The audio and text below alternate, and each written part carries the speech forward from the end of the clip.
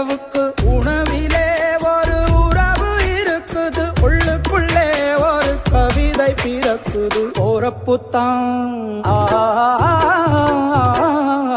அத நினைச்சுத்தான் இந்த போறப்புத்தான் நல்லா ருசிச்சு சாப்பிட கிடைச்சது.